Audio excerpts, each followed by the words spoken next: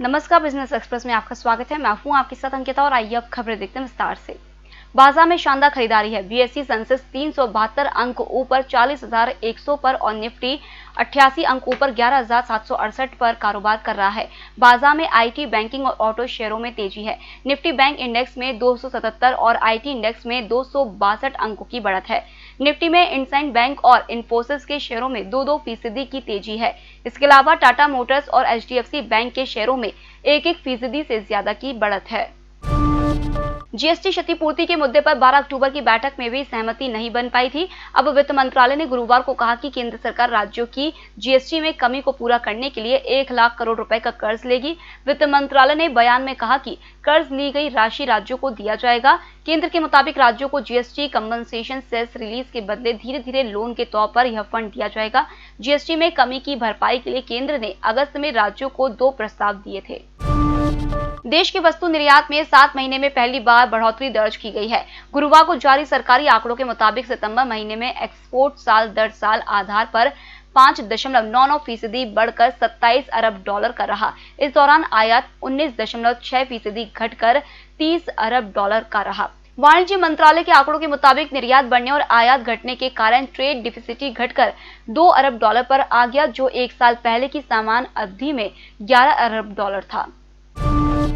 इस साल में देश की सबसे बड़ी कंपनी रिलायंस इंडस्ट्रीज लिमिटेड द्वारा 11 अरब डॉलर की रकम जुटाए जाने के बावजूद वेंचर कैपिटल के निवेश में कमी आई है। जनवरी से सितंबर के दौरान वीसी निवेश में 21% की कमी आई है। इस दौरान 28 अरब डॉलर का निवेश वीसी ने किया है। अर्नेस्ट एंड यंग की ओर से एक रिपोर्ट जारी की गई है। इसके मुताबिक अगर रिलायंस इंडस्ट्रीज की टेलीकॉम कंपनी जियो प्लेटफॉर्म और रिटेल कंपनी रिलायंस रिटेल में निवेश को छोड़ दे तो प्राइवेट इक्विटी और वीसी का निवेश जनवरी से सितंबर 2020 के दौरान 53% कम हुआ है।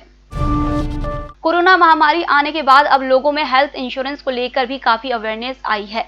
जनरल इंश्योरेंस काउंसिल और इंश्योरेंस कंपनियों से मिली जानकारी के अनुसार अप्रैल से अगस्त के बीच देश में 22,903 करोड़ रुपए की हेल्थ पॉलिसी बेची गई, जबकि पिछले साल 20,250 करोड़ रुपए की हेल्थ बीमा पॉलिसी बेची गई थी। होटल गौरीशी भोपाल शहर के बीचों बीच स्थित ठहरने की सर्व सुविधा युक्त जगह है। Room available in affordable prices. और facilities free wifi, AC, TV, parking, security, lift, full sanitised room, toiletry kit. Hotel Gaurishi, hall number 8, Chittor complex, MP Nagar, zone 1, Bhopal. Phone number 7898128620। भारतीय बीमा नियामक एवं विकास प्राधिकरण ने सभी लाइफ इंश्योरेंस कंपनियों को 1 जनवरी से एक standard individual term life insurance policy बेचने का निर्देश दिया है। इस प्रोडक्ट का नाम होगा सरल जीवन बीमा। इस नाम के पहले इसे उपलब्ध कराने वाली कंपनी का भी नाम जुड़ा होगा।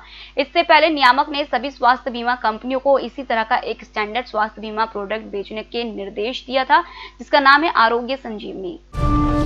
भारत और चीन के बीच सीमा पर तनाव का असर भारत में आने वाले निवेश पर भी पड़ रहा है।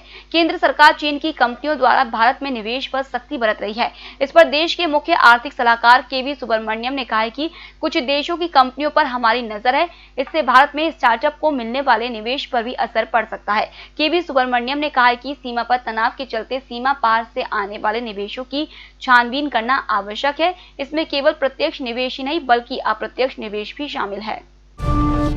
आईटी कंपनी माइंडट्री ने कहा है कि इस कारोबारी साल की दूसरी तिमाही में उसका कंसोलिडेटेड शुद्ध लाभ 87% बढ़कर 253 करोड़ रुपए रहा है। एक साल पहले की समान तिमाही में कंपनी को 135 करोड़ रुपए का शुद्ध लाभ हुआ था। कंपनी ने अपने प्रत्येक शेयर पर 7 रुपए अंतरिम लाभांश देने की घोषणा की है। बेंगलुरु की कंपनी ने कहा है कि इस दौरान कंपनी का रेवेन्यू मामूली बढ़कर 1,926 करोड़ रुपए रहा, जो एक साल पहले की समान तिमाही में 1,914 करोड़ रुपए था।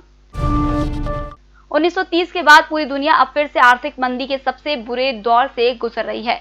साथ ही गरीब और विकास कर रहे देशों के लिए कोरोना सबसे ज्यादा विनाशकारी साबित हो रहा है। यह जानकारी वर्ल्ड बैंक ने दी है। वर्ल्ड बैंक के प्रेसिडेंट डेविड मालपास ने बताया कि देशों के सामने सबसे बड़ी समस्या स्कूलों को फिर से खोलना है। हालांकि वर्ल्ड बैंक देशों को शिक्षा, सामाजिक और स्वास्थ्य कार्यक्रमों पर खर्च करने के लिए प्रोत्साहित कर रहा है। उन्होंने पत्रकारों से कहा है कि आर्थिक मंदी में कई देशों में जोखिम का खतरा बढ़ रहा है। डेविड मालपास ने कहा है कि यह मंदी बहुत गहरी है। फिलहाल इस बुलेटिन में इतना ही। आप बने रहिए ईएमएस टीवी के साथ। नमस्कार।